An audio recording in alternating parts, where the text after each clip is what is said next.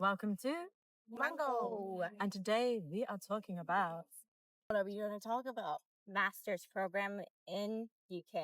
Are you thinking of applying? Are you on a master's? Are you a master of sorts? Of dungeons? Well, listen up. And let's dive in. I have a question, Meryl. Mm-hmm. So when I came to UK, I noticed that you call your university time as undergrad and your master time, people call it as a graduate. Why is that? I thought both graduates, no? But I guess once you... Bless you. Oh, wow. That was aggressive. Yeah, I guess I never thought about it, but I guess if you've never graduated before, you're not a graduate. And so your undergrad is before you've graduated. It's your undergraduate degree. And after that, we tend to say it's a postgraduate degree. It's like you've already graduated. It's after. You'll often add post before words that like post-menopausal or stuff. Yeah. That's a really good question. I think I was confused at first because I was looking into admissions page to apply for the master's, and then it says like postgraduate degree. Yeah, I expected like it'll be master's. It's a bit It was confusing. really confusing when I was applying for my master. I saw like graduate program. In Korea, we use American English, so it wasn't that clear to me that this is for the master degree. Also, I didn't know that there were so many different types of master degree. Like the one we did is actually Master of Science, which it's MSc, but there are others. So it's like, what is your master degree? Mine is MSc too, but you can get MA, Master in Arts, like business, like Bachelor's of Arts. Yeah, and then BSc for Bachelor of Science. Yeah, I think my undergrad is Bachelor of Science too, because it's a social science, which is quite funny. They put the social science into the science category. It's very controversial. I think it's wrong. Why do you think it's wrong? Because we do not have any science elements, you know? Well, I feel like there's a scientific approach to a lot of social science, sort of like a strategy and sort of like how you interview, how you label, how you approach certain things. It's like different to sort of like different kind of data points, different kind of data analysis, more qualitative, but often quantitative. I don't know, but very different form of research I found. That's true. Tell me about your undergrad. You're from the science background. Yeah, so my undergrad was Bachelor of Science. It was biology. And then my master's was more social sciencey. So I have kind of both sides of the studying. Biology? Yeah. Did you think I did? Oh, maybe like social science. No, I'm far better on the sort of like biology side of research. I really struggled with the way you research in sort of like social science, political science. I found that really hard. It's a very different style, and I'm better at counting limpets. Yeah. Yeah. I think we can also talk about like why we decided to go on a master's. Yeah. So why did you both decide on a master's? I think for me, well, my undergrad was international relations, and I wanted to add a bit of specialty. I had to find my own specialty, and I thought one that could be environment related master program. I started looking in Korea, but at the time now there's a lot of like carbon neutrality or like climate related degrees. But at that time there was only one option, and which was quite different from what I was looking for. So that's why I ended up in UK and studying here. Why did you choose climate? Well, it's a long story. It could be another video, but I was in I just really coincidentally took one like what is climate change kind of really simple course, and it really struck me that nobody taught me about this at all throughout my whole, I don't know, academic year. So I think that's it really stick to me that that should be my priority of my career and my life goal. And really, yeah, it feels nice to work that give positive change to the society. But you? So for me, it's because after my biology undergrad, well, for my dissertation, I'd worked in a lab, but I didn't know what I wanted to do after. I didn't know how to use the biology degree. I didn't enjoy working in the lab necessarily. But I was also a bad student. I hadn't really committed fully to sort of like exploring different areas of research. I was a very lazy bum, and so I taught English abroad for a couple years, but realized career-wise it's not what I wanted to do long term. And my master's I always cared about the environment. I've always found it an interesting topic to study, and so I decided I wanted to get into the environmental sector in some way. I didn't know how, and I didn't know what I wanted to do. So a master's was my segue into sort of reskilling and figuring that out. Because to go back and get a job, I thought would have been very difficult after a few years of a break. So that's why I did the master's. How about you? So I did master's in data science. Before then, I was working in Korea, intensive working hours, crazy life as a business consultant because I was in a business field. But yeah, a whole lot of story. But to make a long story short, I wanted to change my career towards AI. And I did a lot of self-study on my own. So I was looking for either I could go on an AI or data science related job or go for a master's. But my sister was in London already. There was a lot of reasons why I applied for London, but she was also one of my biggest reasons too.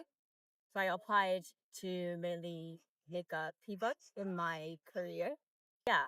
So, but also the other thing, all the AI field is quite popular in US. They definitely have advantages at studying in US.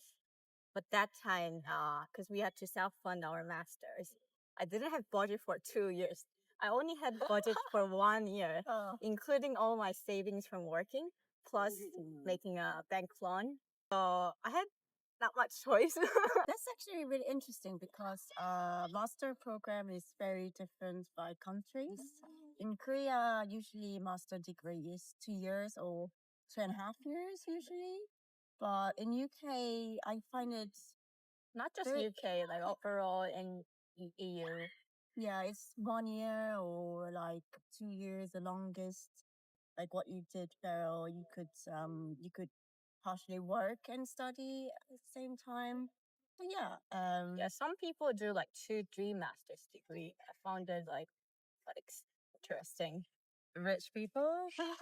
Kind of, but they should also know that like tuition fee for UK residents and international students. It's still expensive. If you do an undergrad in Scotland, it's free. It was not free for me. But for international students, it's so expensive. I worked as an admin support person at university in one of the electrical engineering departments, and just like a huge proportion of students were from abroad, so heavily reliant on just a lot of money they were bringing in, because yeah, it's like 3 times the price. Yeah, at least minimum like triple the amount of what domestic students pay. I don't mean to complain because I feel like through international students, 100% like a right for the UK residents to have a lower fee. But the thing is, this tuition fee has been increasing every year. Like not just that, visa fee, rent, and the tuition fee. My sister did masters during COVID time, and I did after COVID. Yeah. It was a big difference. I feel really lucky. Like my tuition fee was much lower, like I think 5K difference. And my the currency rate was amazing because now in Korea, like £1 is 2,000 Korean won, which is absurd. But yeah, when I was studying here, it was like 1,500 won, and I saved so much money with this exchange rate difference. My rent was also like much cheaper. So yeah, I think came here in a really good timing, the last bit of COVID. Yeah, but for people who might be interested in doing masters in UK, what was your like personal experience about it. What do you think? Is it worth it? I think it depends what you want to do. It works for me because it sort of gave me a skill set and enables me to get a job afterwards. But it is a lot of money, and I don't think it's necessary for everyone. If you need a specific skill, yes, build it. But I think there's a growing school of thought that degrees are not worth as much as they used to be. They're more expensive, and you could still try and get a job without it. But then it's really hard to find like a entry-level job nowadays because a lot of that goes to AI. I've been hearing a lot about that. I don't know, what would you say? I think my one piece of advice is when I was planning a master to UK, I only thought about like, is this a good quality of education for me? But actually, there's much more that comes with the master degree. Like you get a really nice friend, a lifelong friend. Also, the people that you will work in the same field in the future. Bit of this cohort is really could be what you're looking for. And also think that strategically, any international cities, they do like a famous university. I didn't know that before, but I do think people do like good university. So Oxford, so think about it a bit more. And overall, think about your education plus the co-benefits that will come along with, and also the economic damage you will you get after the master degree. Yeah, I'd say make the most of it because you have so many opportunities, like access to events, access to connections, discounts as a student that in my undergrad I didn't make the most of. As a postgrad, I'd had a few years out of uni, so I was a much better student, and I was like a little try hard student, and I was like, I'm gonna try everything. Free language classes as well, join societies. It's crazy. It was good. I've made like good Frenchy group as well from my Francophone society. It's great. What societies were you part of for your masters?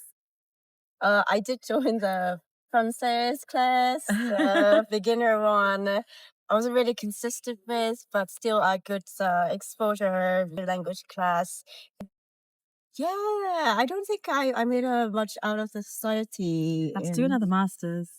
Am I rich? No, not yet. But yeah, I think there's so much more. Like the alumni are quite important. Like I heard there's alumni events in New York for UCL alumni. So yeah, much more big potential that you will get out of the master degree. But the thing is, you have to have a go-to mindset. Yeah. What was your masters? How was that? And what societies were you part of? I think, let me think. Because every month I am still paying out my debt for my tuition fee. So I think about it. I ask that question every month. Is it worth it? There is definitely a perk. It would be a total lie if I say there wasn't any benefit from it. But because I'm from a tech side, data science, AI side, tech field is more of like in the end, you are the one who should prove your technical skill. So the course itself, it's not really, I didn't feel like it really upskilled that much as I expected, because also AI and data science field depends on uni, but they try to teach you from basics, but I expected a little more advanced. So there was a little like something that wasn't up to my expectation on the quality of education, even though professors was nice because our course mates were like too big. So there were like people in all kinds of different level. Alumni and like those things can be beneficial, but if you're not in like Oxford, Cambridge, kind of those like big names, I'm not sure that would be that beneficial. But one thing I think that was really worth for me, because that was a time I could do my own research on. I remember it was a 3 semester, like 2 semester you'll take course and exam, but 1 semester was more like a research focused. So that time I had time delving into some research paper, have a consultation with professor. Those are the things definitely I can't do it on my own. So I would say if you want to do a bit of research, but certainly a year is not enough time to get your own expertise. But if you want to taste a bit of your interest, academic interest, I think it's totally worth it. Some people have been asking me like, oh, going to master, was it critical for you to get a job and switch my career to data science and AI? Speak of another story because I did masters and then got a job. So I can't tell if I didn't get it, would I have been able to get it? But I think, yes, it might have affected, but I don't think it's like fully because of masters. Then how about you? Do you think it's a correlation or a causation? I think it's because like it makes it a lot easier to get a job when you a little more fresh in the field rather than having had a few years out. Yeah, definitely. I'm not sure I would have got my job without it. Yeah. But it feels like, do you think in UK most professionals have a master degree, or is it just like, small different people with master degree? I think it's more common than it used to be. I think a lot of people don't have a master's. Most people have a bachelor's, it feels like. But we're working in London, so I feel like it's a very specific sector, and like the people we meet tend to be a little more privileged, a little more sort of like working in a very specific space where I think masters do become more normalized, especially international community. A lot of people came here on a master's student visa. So it feels like a lot of people have a master's, but I think generally across the main population, it's not that high. I think this conversation was really helpful for people who's potentially thinking of moving to UK or studying in UK. Hope you guys found it helpful. And check the resources in the comment area. Or die. Bye.